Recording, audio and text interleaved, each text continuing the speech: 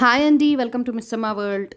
శ్రీమతి పొత్తూరు విజయలక్ష్మి గారి నోస్టాల్జియా కథల సంపుటి నుండి మరి ఒక కథ. మా ఇంట్లో మంగళహారతి. మాది పెద్ద సంసారం కదా, ఎప్పుడూ ఏవో శుభకార్యాలు, కొన్ని చిన్నవి కొన్ని పెద్దవి.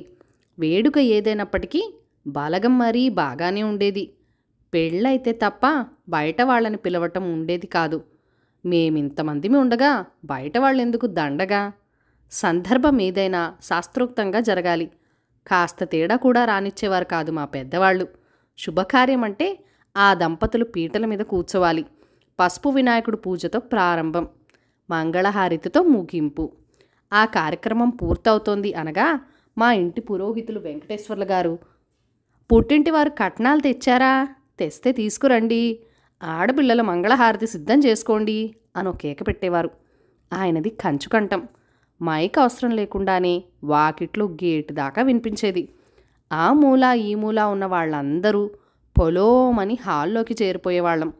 ఏ వంట దగ్గరో పెత్తనం చెలాయిస్తూ ఉన్న మా అత్తయ్యలు వచ్చి పళ్ళెంలో దీపం కుంది తాంబూలం పెట్టుకుని హారతి పళ్ళం సిద్ధం చేసేసేవాళ్ళు. వాళ్ల వెనకే తోకల్లాగా రెండో తరం ఆడపిల్లలం మేమంతా. పాట పాడండి అనేవారు వెంకటేశ్వర్ల గారు. వెంటనే పాట అందుకునేది మా పెద్ద మేనత్త. జయమంగళ గౌరీదేవి దయచూడుము చల్లని తల్లి, ముద్దు బిడ్డ సినిమాలోని పాట. ఆ పాట జాతీయ గీతంలాగా మా ఇంట్లో పసిపిల్ల బాలదానికి వచ్చు. పళ్ళం పుచ్చుకుని వాళ్ళ పాట మొదలు పెట్టగానే అందరం గొంతు కలిపేవాళ్ళం. మేమే కాదు, వెంకటేశ్వర్ల గారు, పీటల మీద కూర్చుని శుభకార్యం చేసిన వాళ్ళు, అన్ని పనుల్లో సాయం చేసే సత్యం, తాతయ్య, బామ్మ, వంటావిడ రంగమ్మ గారు, ఒక్కరేమిటి అందరూ కలిసి ఇల్లు ఎగిరిపోయేలా పాడేవాళ్ళు. ఆ పాట అయ్యాక హారతి పళ్ళెంలో డబ్బు పెట్టేవారు పీటల మీద కూర్చున్న వాళ్ళు. అది అందరూ పంచుకునేవాళ్ళం. అత్తయ్యలకు కాస్త ఎక్కువ, మిగిలినది మాకు. ఇంటి పేరు గల ఆడపిల్లలకే మంగళహారతి కట్నం మీద హక్కు. అత్తయ్యల పిల్లలకు వాటా రాదు. వాళ్ళు అమ్మ దగ్గర నుండి తీసుకునేవారు. రూపాయి, ₹2 ఎంతో కొంత డబ్బు వచ్చేది. అది మాకు చాలా ఎక్కువ, స్వార్జితం. ఒక్కోసారి గొడవలు కూడా వచ్చేవి. ఓసారి మా పెద్ద బాబాయ్ అందరినీ తిట్టిపోశాడు. నా ఒడుగు, నా పెళ్ళి, నా కొడుకు బారసాల, వాడి అన్నప్రాసన, ఇప్పుడు వాడి ఒడుగు. కాలం గడిచిపోతుంది కానీ మీ హారతి పాట మాత్రం అదే.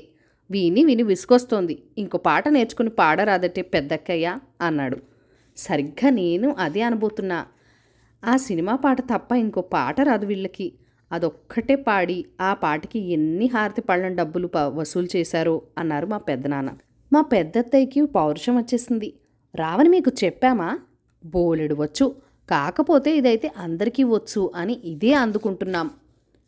ఇంకొకటి కూడా వచ్చు కానీ అది వద్దు మొర్రోమని మొత్తుకుంటారుగా మీరు అంది నిష్ఠూరంగా. అది యథార్థం. మాకు హారతి గొలుసు అని మంచి మంగళహారతి కూడా వచ్చు. కాకపోతే ఒక ఇబ్బంది ఉంది. ఆ పాటకి 9 చరణాలు.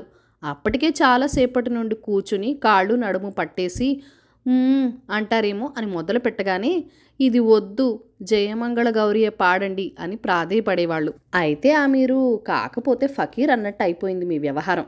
మధ్యస్థంగా ఉండేది ఒకటి నేర్చుకోండి అనేవారు మా చిన్న తాతయ్య. ఓ అబ్బో, మహా ఇచ్చారులే, పుట్టింటి మీద అభిమానంతో పరుగులు పెడుతూ వస్తున్నాం, అందుకు ఆనందించండి, మాతోనే మీ ఇంటికి కళ అనేవాళ్ళు మా మేనత్తల మేనత్తలు. అవును, ఆ మాట అక్షరాలా నిజం. గుమ్మాడికి మామిడి తోరణం కట్టగానే ఆడపిల్ల వచ్చి గడపకి పసుపు రాస్తే గాని నిండుతనం రాదు, ఏ ఒక్కరు లేకపోయినా వెలితిగానే ఉంటుంది అనేవారు మా బామ్మలు. ఏ మాట కామటే చెప్పుకోవాలి. చిన్న చితక వేడుకలకు సూక్ష్మంగా సరిపెట్టిన పెద్దవాడి మంగళహారతి పళ్ళెంలో ఘనంగానే ముట్టేది మాకు. ఆ డబ్బుతో వాళ్ళేదో ఒక వస్తువు కొనేవాళ్ళు. ఓ తమ్ముడు పెళ్ళికి అందరికీ వెండి ఉద్ధరణలు కొన్నారు. మా బాబాయ్ షష్ఠిపూర్తికి వెండి కామాక్షి దీపాలిచ్చారు. ఇప్పటికీ వెండి సామాను పెట్టి తీయగానే అవి కంటపడతాయి. వాటిని చూడగానే ఎన్నో మధురమైన జ్ఞాపకాలు. మమ్మల్ని వదిలేసి తమ పని ముగించుకొని వెళ్ళిపోయిన పెద్దవాళ్ళు కళ్ళ ముందే కనిపిస్తారు. అప్రయత్నంగా జయమంగళ గౌరీ అనే పాట మొదలైపోతుంది. కథ సమాప్తం. కథను లైక్ చేయండి, షేర్ చేయండి, మన ఛానల్ని సబ్స్క్రైబ్ చేసుకొని మీ సపోర్ట్ ఇవ్వండి.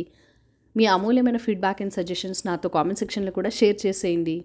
ఈ రోజుల్లో ఏదన్నా శుభకార్యం జరిగితే ఇంట్లో పూజో ఇలాంటి ఫంక్షన్స్ ఏదైనా జరిగినప్పుడు మంగళహారతి పాట పాడమంటే చాలామంది పాడరు.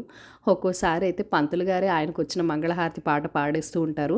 మీ ఇంట్లో ఇలా ఎవరైనా మంగళహారతి పాటలు పాడేవాళ్ళు ఉంటే సరదాగా ఆ ఎక్స్‌పీరియన్స్ నాతో కామెంట్ సెక్షన్‌లో షేర్ చేసేయండి.